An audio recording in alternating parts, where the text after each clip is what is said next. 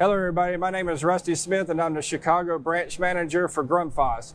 Today I want to talk to you about our SL pump. Our SL pump is our wastewater line that's designed to pump raw sewage, stormwater, and drainage for commercial buildings, municipal and industrial applications. The pump ranges from 1.5 horsepower to 15 horsepower and discharge sizes from 2.5 inch discharge up to 6 inch discharge. Specifically today, we want to really focus on the topics of the cord cap assembly, the band for the pump housing and motor, mechanical seals, and impellers. So looking at the external features of the pump, the first thing you'll notice is a stainless steel lifting band. These come standard on all the pumps. They're designed to have lifting cables or chains hooked to them to help easily remove your pumps to do maintenance. Also, you'll notice the smooth, rounded surfaces and the smooth powder coat on the external parts of the pump. This is important because in wastewater, garbage tends to hang and cling to the surfaces, builds up, creating an insulation almost around the motor, which causes the motor to run hot. You don't want that, that's not good. A nice smooth surface, powder coated, rounded edges prevents that from happening. We're gonna take a look at the cord cap assembly. So you see I just simply undid one nut here to get the cord out. In the end, you can see that each wire has an individual plug that plugs in on both ends of the pump and the cable. This stainless steel housing is hermetically sealed, so there's no wicking of the water from the cable end into the motor housing. In case you get a nick or a ding in your cord, it won't wick into the motor. Also, you'll notice that the wires all come out on this end of the cable.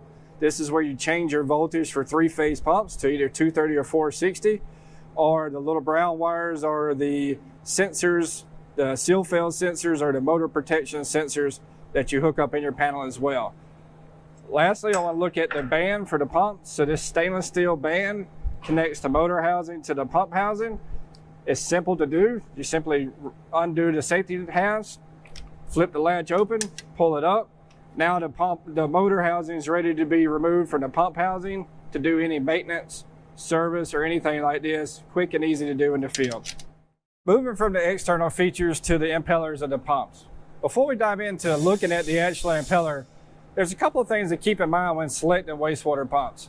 Not only do we have to worry about our traditional size and parameters, such as MPSH, flow, head, horsepower ratings, these sort of things, efficiencies, but now we also have to take into account solids handling ability.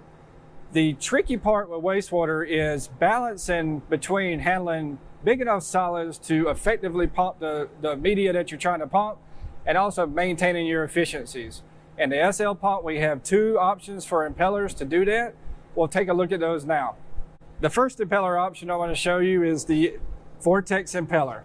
This is what we call our Super Vortex impeller. You'll see the design of the vanes is a swoop design. This is a recessed impeller.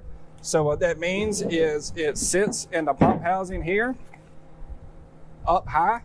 It's not all the way down to the bottom of the pump housing. So if you'll notice all through here, there's no wear rings in the pump housing. There's no reason to have them because the impeller sits up, recessed out of the flow path. What it does is when it's spinning, the impeller is actually inducing flow and causing the water to go out through the discharge that way. These pumps are very, very effective at pumping rags and long stringy type materials such as mop material and these sort of things. And also heavier, thicker solids density in the water, like sludge type applications and these things. The trade-off to that though is it's not as efficient as an enclosed impeller. So you're going to want to really look at using Vortex impellers for lower flow applications, non-continuous duty, where you don't have large run times, long run times, because of your efficiencies over that time period will really negatively impact this application. But where you have the lower flows and you have the heavy solids in there, the Vortex options are great for those applications. The second impeller option we're going to look at is what we call our S-tubes impellers. This is a typical size S-tube impeller that would be used on a pump like we're looking at. I have a little bit larger one here that I'm going to show you guys so it's easier to see. So the first thing you'll notice is the design. The design is a single channel design that has a nice smooth transition inside the impeller. There's no sharp edges, there's no dead ends, there's no turns. And if you compare that to maybe more of a traditional style impeller, like this 2-vane impeller here that's been around for years and years and years to design, you'll see that where the bolt head is basically a dead end inside the impeller. There's 2 vanes, so that the solids have to decide which vanes to go through, which can cause clogging because that bolt head is going to be a low pressure area too, and the sharp turns for the 2 vanes is going to give solids a place to hang up. With a single channel impeller, and the S-tube in particular, you don't have those sharp turns, you don't have those dead zones. So what that allows the impeller to do is actually move the water through there smoothly, and you're able to use that water column to transport the solids. So it's not banging, it's not trying to turn around corners and these sort of things. It's a very, very effective way to do it, and also a very, very good way to keep the efficiencies up on the impeller.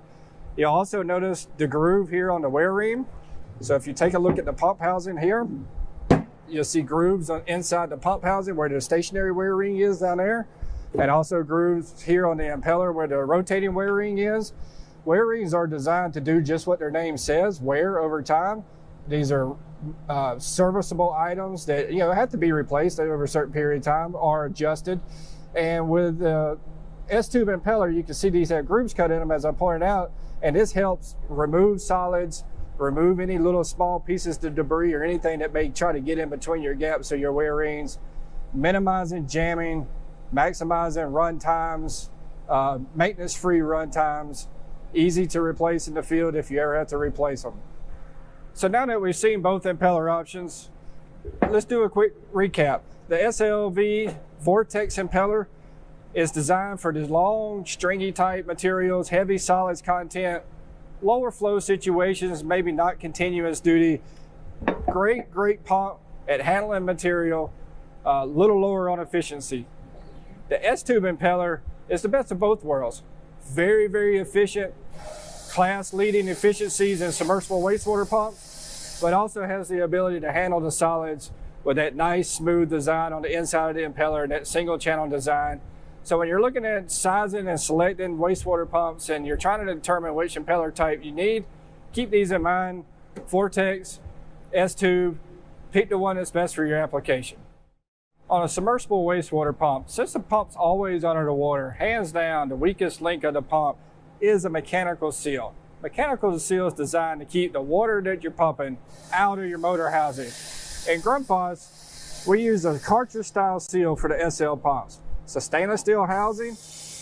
External seal is silicon carbide on silicon carbide, nice durable material. Internal seal is carbon on ceramic. So it's a 2-seal setup all in one cartridge. So we'll pop this seal housing off on the pump. You can see actually how the seal sits in there. Take out a couple of bolts, you pull it right out. This is also the area that you'll have a water and oil sensor if you choose the sensor model pump. Or if you don't choose a sensor model pump, you will not have a water and oil sensor. And the moisture switch is actually on the back side of the seal housing in the motor dome itself. So next I want to show you inside the motor housing. So these motors are air-filled motors. You can see the stator here is a nice tight fit in there. Also, you'll notice right here is the moisture switch. So this is our secondary form of moisture protection into the motor if we're using a sensor version.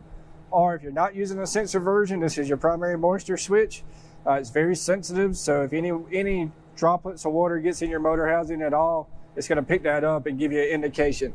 The stator has overheat protection, thermal protection in each winding, so there's 3 in the stator to protect each phase of the motor. You'll take a look at these. These are sealed bearings, so the bearings are greased for life. There's no external grease fitting. There's no oil to be changed or anything like that. Now that I've showed you all the components of an SL pump, it's pretty easy to see why this is one of the most maintenance-friendly, highest quality pumps on the market. So whether you're a design engineer looking for the best efficient, best solids handling pump, or a maintenance guy or chief engineer in the field, or the most reliable, easy to maintain pump, SL is going to have something to offer for you. Look us up on Facebook or LinkedIn. Lots of information floating around out there. And as we like to say, now that you know, no more status quo.